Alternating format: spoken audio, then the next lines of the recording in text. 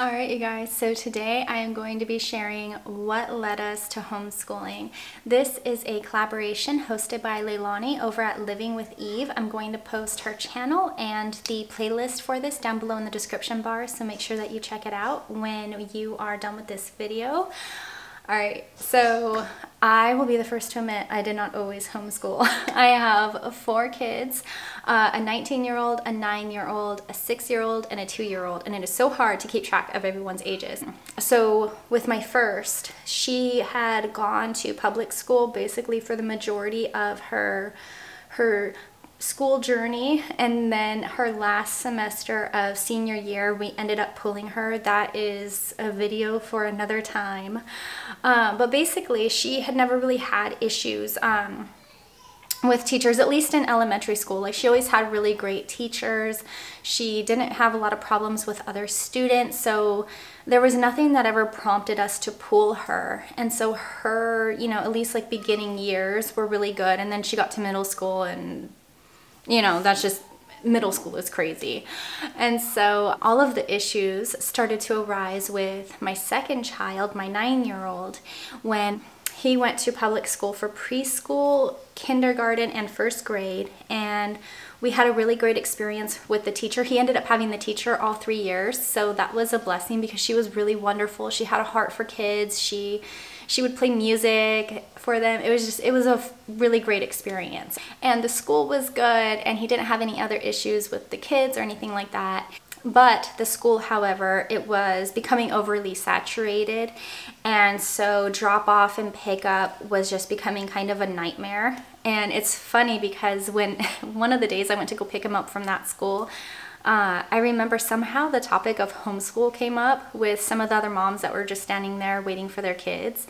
And I distinctly remember saying, I don't think I could homeschool. I'm not patient enough. I was that cliched mom. And you guys, God laughed. And he laughed and just said, just wait to see what I have prepared for you. And so here we are. But so for second grade, they actually, like over the summer of first grade, they had built a brand new school, like literally right around the corner from our house. That was like a 5-minute walk. And we were like, let's just move him there because it's a 5-minute walk. We don't have to deal with the crazy pickup and drop off, and it's just right there, so it's a lot more convenient. Plus we were thinking, it's going to be a brand new school, it's going to be new teachers, a new environment, everyone should be like excited to be there. So we thought he would have a great experience. That was the worst year I have ever been through as a mom of a child going to public school. We went to the back to school night where the teacher would give you their spiel of what to expect from them, what to expect from the work, and all of that craziness. And I just remember sitting there looking at the little prompter that she had that discussed homework, and her saying that for their grade they should not have more than 20 minutes of worksheets to do and then 20 minutes of independent reading. That was such a lie. He would come home and the homework worksheet portion would take an hour. It was so much. And then I was sitting there trying to be like this goody good mom, trying to help him get the homework done, so then that way he wouldn't get in trouble or have even more homework the following night because he had to complete that one and the next one. And so there would be so many nights where he would break down in tears from all the work, and we would end up missing extracurriculars.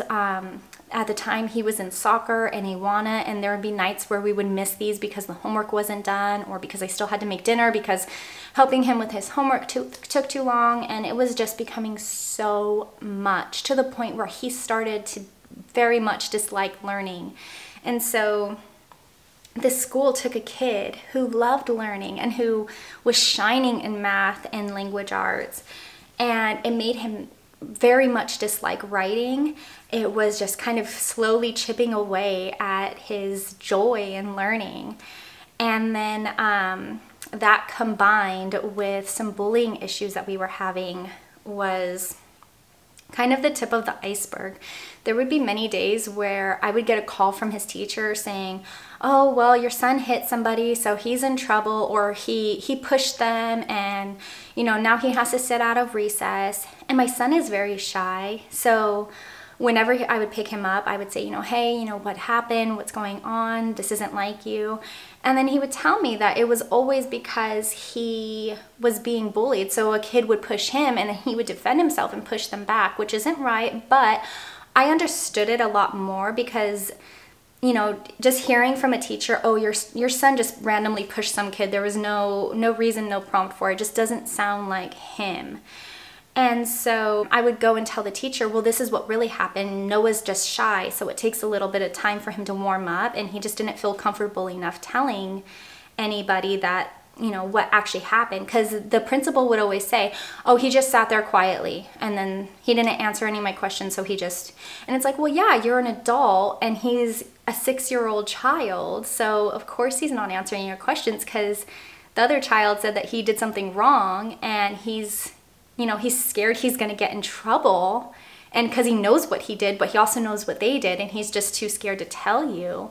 So it was just becoming too much. And then when Noah would tell them that somebody pushed him or did something, if they didn't see it, they weren't getting in trouble. And I just didn't feel like that was fair.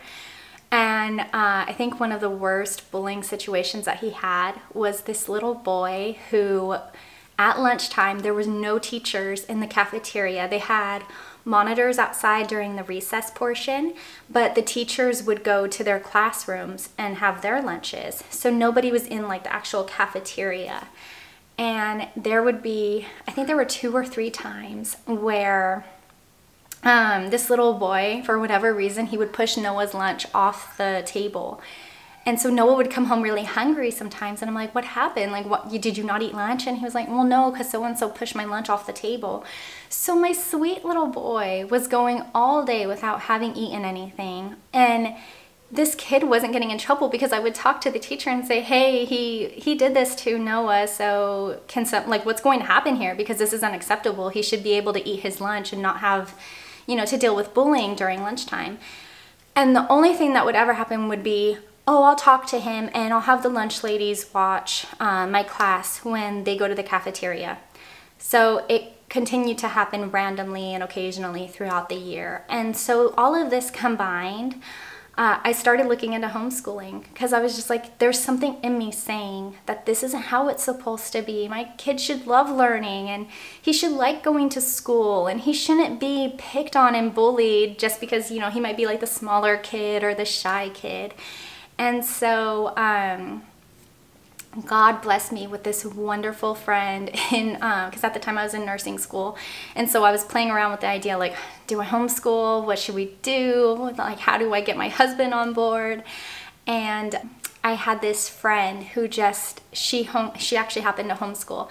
And one of her oldest daughters was already in college, and her other daughter was about to graduate, and then her other was in, I think, middle school. And she just spoke so fondly of it and talked about all of the cherishing memories that they were making, and she, you know, just all of the benefits. So by the end of that conversation, I was completely on board. I was like, yep, there's no way back now. We are doing this. I don't care how much I had to badger my husband, we are going to homeschool. And so luckily, it just took a little bit of finagling with him. I actually have a whole video on what brought him to being okay with homeschooling. I'll link it up here in case you guys are interested. But it has been a true blessing to have the opportunity to homeschool.